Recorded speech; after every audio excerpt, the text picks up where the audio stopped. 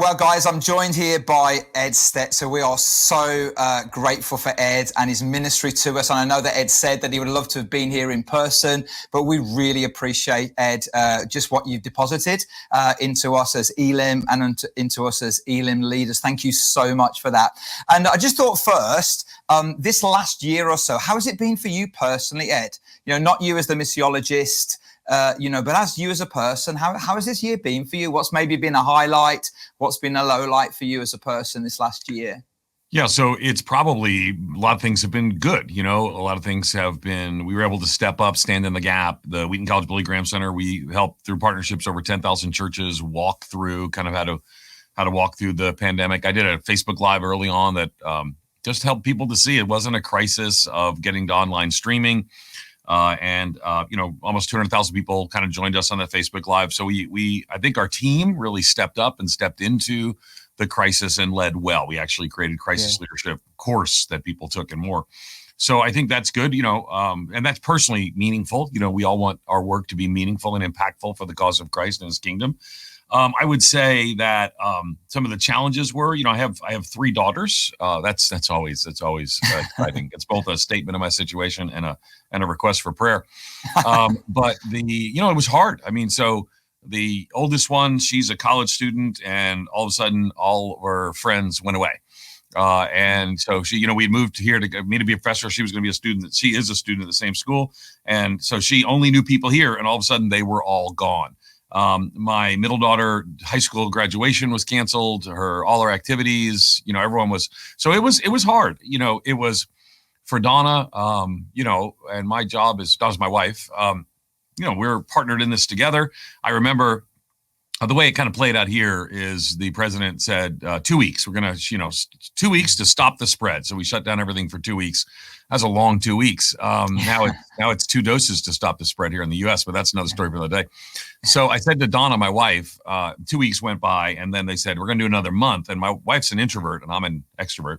Okay. So I said, Donna, is this exciting for you? Like, we just get to stay home and be introverts, and it's going to be awesome. And she said, are you going to be here the whole time? So, there were challenges that are there. We have a great relationship, but all of a sudden I'm working at home. And what I would say is major impact, but also to some definite wear and tear. It was, for me, I've lost over 60 pounds since the beginning of shutdown, partly because, I saw the correlation between being overweight and death. And so that's good. But a lot of it has to do too. I mean, it's been for us probably the first time in my life, there's been a low level anxiety, consistently had to keep bringing it back to the Lord.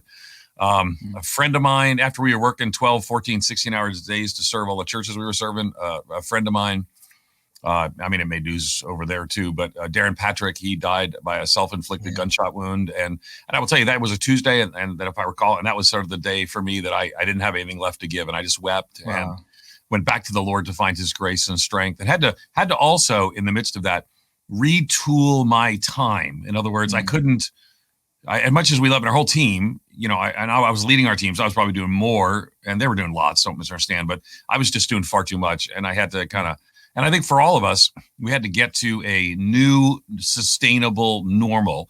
We had to find new reservoirs of resilience. And here's the thing. I think the pandemic is not the end of the need for those reservoirs of resilience. I think we're in a several-year convulsion culturally that's going to continue. Yeah. Wow. That's powerful. Reservoirs of resilience. That's such a powerful picture there. Ed, where do you put this in terms of historical context for us? Is this just a bad year, a tough year we've all been through, or historically, when they write the history books in the future and they look back?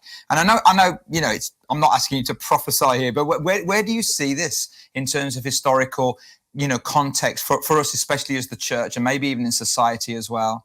Yeah, well, thanks for not asking me to prophesy, because I do work at a nonprofit organization, so I do appreciate that. So, so a couple things. I think ultimately this is, of course, the biggest global crisis of our lifetime, and we've seen a global catastrophe of unimaginable proportion. And even as some places are beginning to, you see the news, you see the U.S. case rate is substantially down from the past. We see other countries making substantial progress, and we see India just in substantial trouble.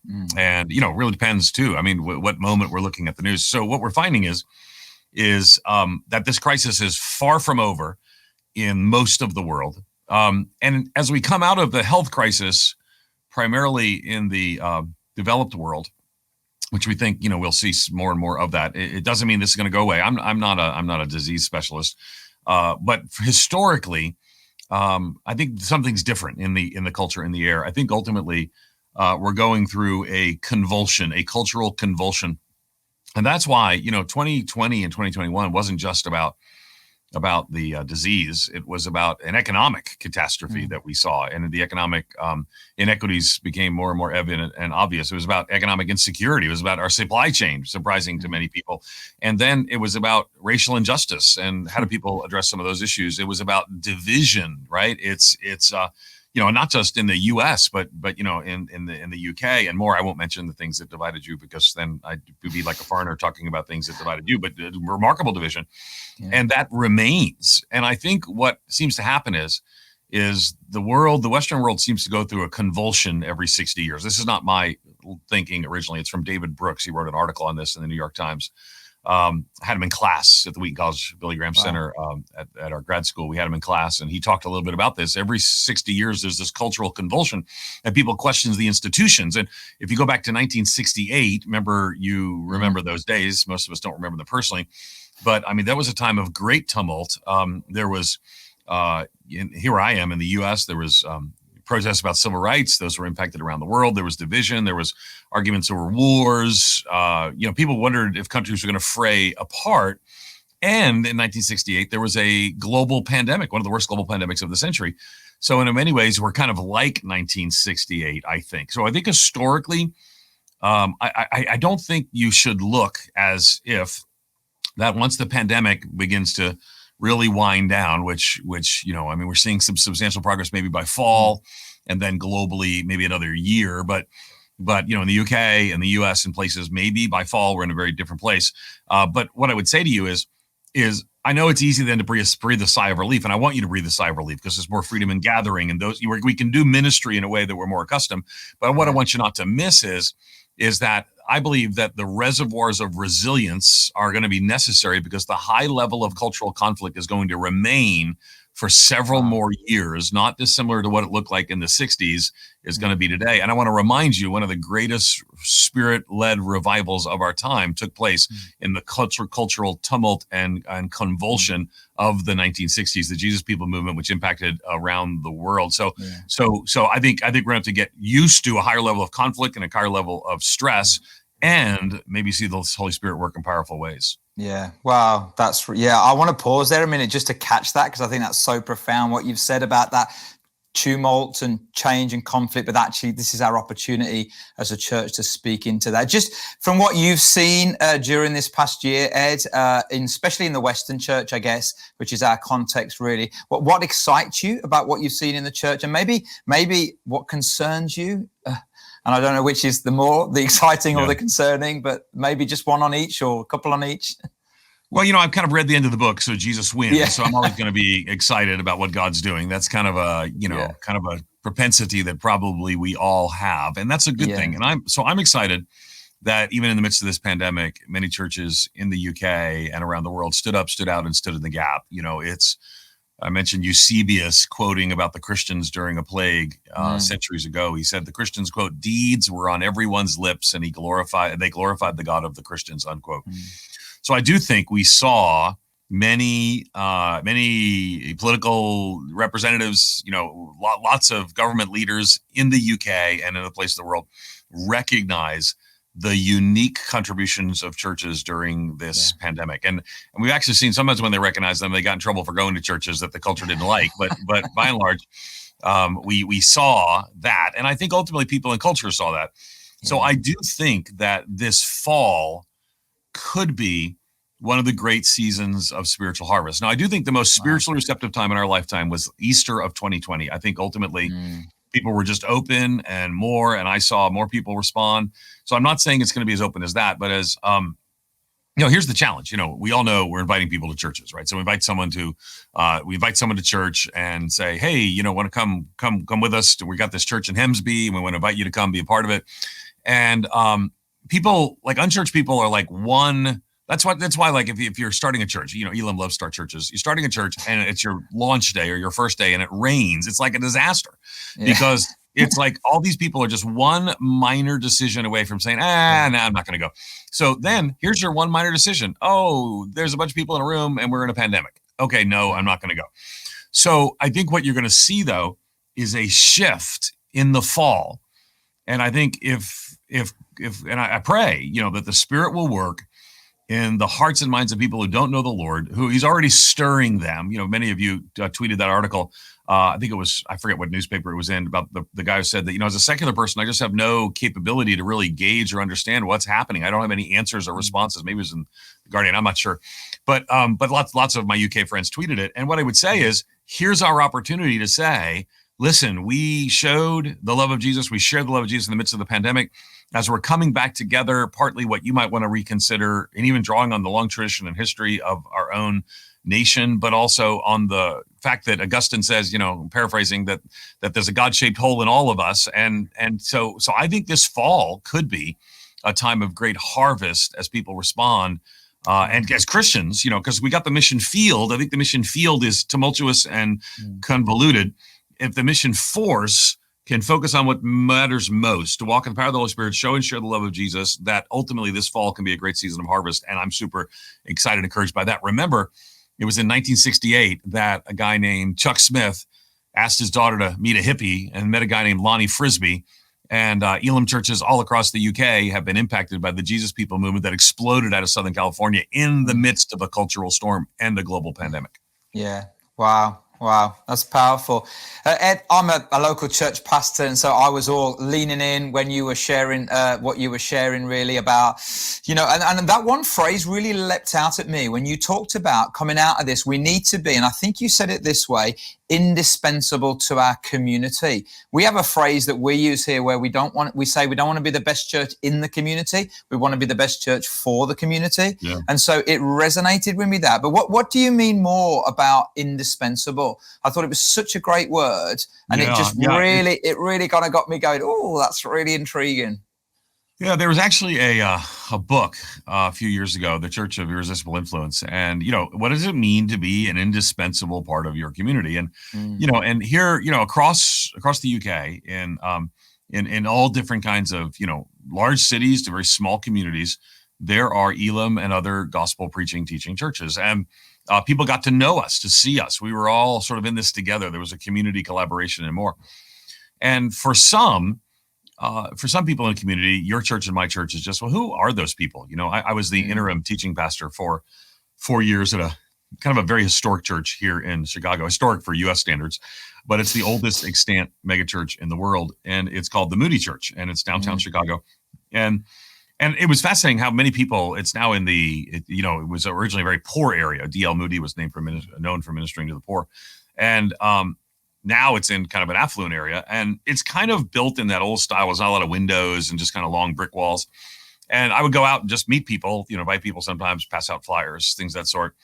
And what I heard from people was, well, we just don't know. What is that big building there? What is the Moody? It's called the Moody Church. What is the Moody Church? Are you guys like unhappy on certain days and happy on others? Do you just kind of change your moods? And so we, the church has a long history of engaging its community, but in that new community, people didn't necessarily, the new people have moved in.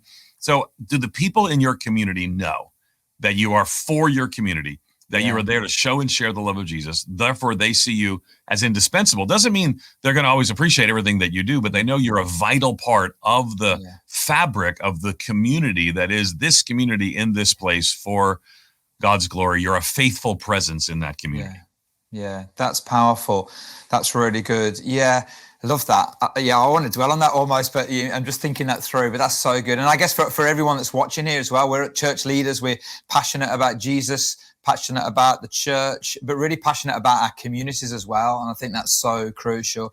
Ed, just shifting gears a little bit, you talked about regathering. And obviously, many of us are, by the time, we're watching this in June, we will have been regathering, we'll have been having those conversations, about all of that. But you talked a little bit about the front row, middle row, and back row people.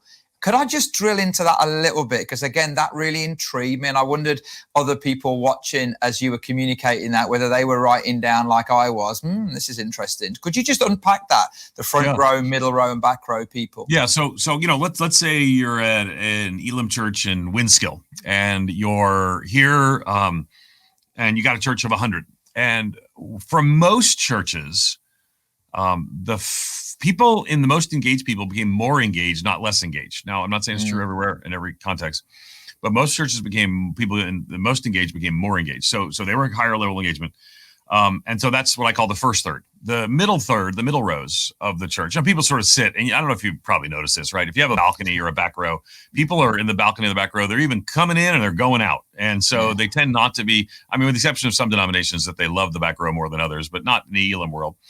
But so the middle folks have sort of stuck with you. Everyone was, there was this rallying early on. Everyone was engaged and involved and maybe serving and maybe watching all the broadcasts and the online streaming. And they're still committed, but they're kind of done with the online streaming but some of them are not ready to come back to church. People are coming back at different levels. It's the back third row that I think is going to be the most jarring. I think that when churches regather, they're going to be surprised that they're regathering at a lower number than they were before the pandemic. And what's interesting is it's not going to impact, in most cases, greatly their volunteers or their finances, because their volunteers or their finances come from the front three rows, and to some degree the front third, and some degree the middle third. Yeah. So what's going to happen though? But here's the thing I don't want you to miss, right? The back third of the church, it could be most of the church because they only come once a month or something to that effect. So those front row people are there every week. But my guess is a substantial percentage of people who were loosely disconnected from the church have disconnected from the church. Many of those were kind of loosely connected to the church in their own faith. Some of them weren't believers. Some of them were checking it out. Some of them were, these are people we try to evangelize. Think about people who've been visiting your church for a few weeks, you share the gospel with. I think that's not going to be the case for a while. I think you can, I get we're regathering, in June, July, we'll start regathering, who knows? We all know the variants and all that kind of stuff. I think you should be ready to function like an accordion for a while, because I think we're not done with, and I know there's been some very strong words out of the prime minister about never shutting down again.